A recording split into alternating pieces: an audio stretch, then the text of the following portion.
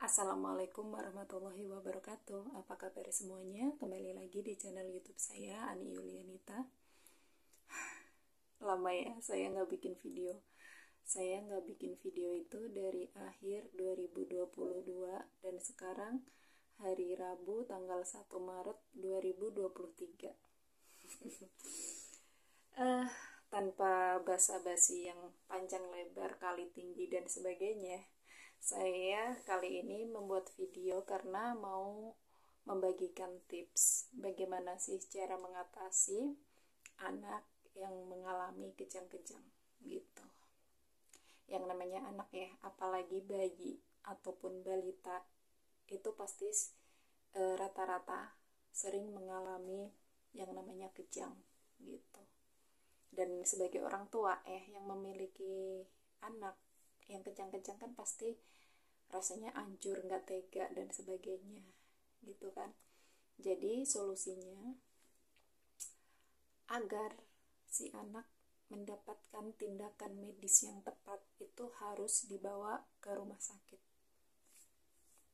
Karena kalau udah kejang itu biasanya kan disertain demam gitu kan, demam terus kejang-kejang gitu. Dan kalau udah kejang-kejang itu biasanya kan berulang, bisa sehari sekali atau berapa hari sekali gitu kan. Jadi kalau tidak dilakukan tindakan medis atau dibawa ke rumah sakit, khawatirnya nanti berpengaruh ke otak anak. Karena kalau sudah terus-terusan mengalami kejang, itu yang jadi masalah nanti otak. Makanya kenapa anak yang mengalami kejang itu sering dilakukan ini tes EEG atau elektrosepalografi ejaannya ya kalau nggak salah. Dan itu kalau di Jakarta rumah sakit yang recommended untuk melakukan tes EEG itu Rumah Sakit Otak Nasional. Jadi banyak juga dari rumah sakit daerah gitu kan, rumah sakit yang kecil-kecil dan sebagainya itu kalau merujuk anak untuk tindakan ini otak itu di Rumah Sakit Otak Nasional ya. Tempatnya di Cawang, Jakarta Timur. Terus apalagi ya? Terus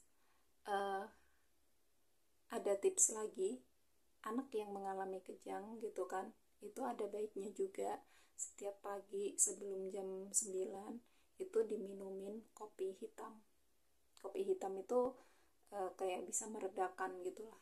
Tapi kalau misalkan tetap mengalami kejang ya, itu tadi solusinya harus cek ini EEG gitu.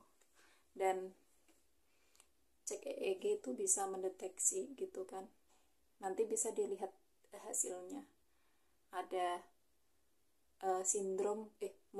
ada Down syndrome enggak gitu. Atau ada kelainan yang lain enggak gitu.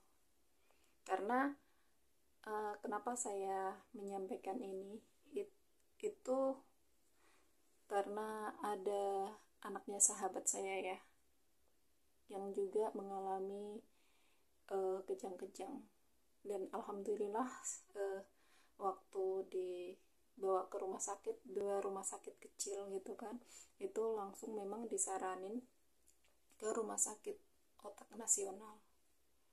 Alhamdulillah pas sudah dicek EEG semuanya normal gitu. Dan satu lagi sahabat saya yang sekarang anaknya mengalami kejang-kejang itu masih dirawat di rumah sakit. Tadi sih teman atau sahabat yang satunya yang anaknya sekarang dirawat di rumah sakit itu ya hancur lah gitu hatinya melihat anaknya diinfus dan sebagainya gitu kan.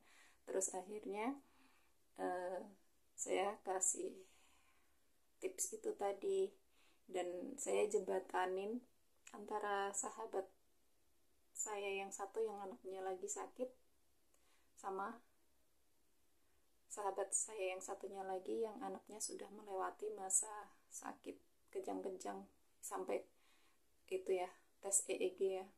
Jadi ya udah, setelah komunikasi gitu ya akhirnya teman saya yang sekarang anaknya lagi dirawat di rumah sakit udah agak tenang seperti itu. Satu lagi, jangan coba-coba ketika anak mengalami kejang-kejang itu didiamkan lama gitu, karena ini kejadian sama anak klien kerja saya sendiri. Saya nggak sebutin namanya karena privasi ya, takut nyinggung dan sebagainya, karena kan ada UU ITE juga. Itu anaknya mengalami kejang ada sekitar 1 jam gitu, terus sempet sih dibawa ke klinik gitu, tapi kliniknya itu ya mungkin fasilitasnya dan yang lain gak mendukung gitu kan. Jadi akhirnya si anak dari klien saya ini dibawa ke rumah sakit. Pas sudah di rumah sakit, dokter menyatakan bahwa otaknya udah rusak.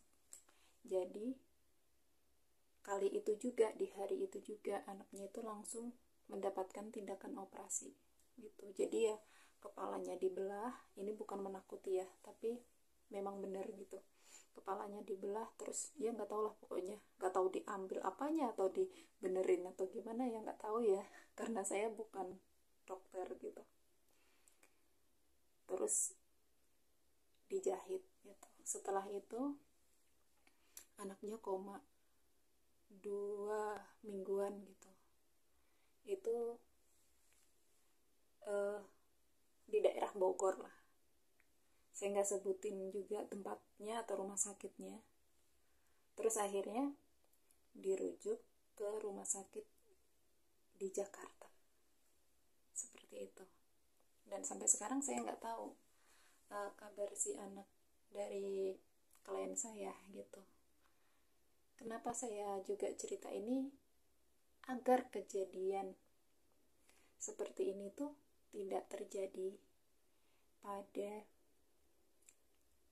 anak-anak atau bayi-bayi atau balita yang mengalami masalah kejang-kejang, dan agar orang tua si anak yang mengalami kejang-kejang itu bisa langsung memberi tindakan yang tepat seperti itu ya.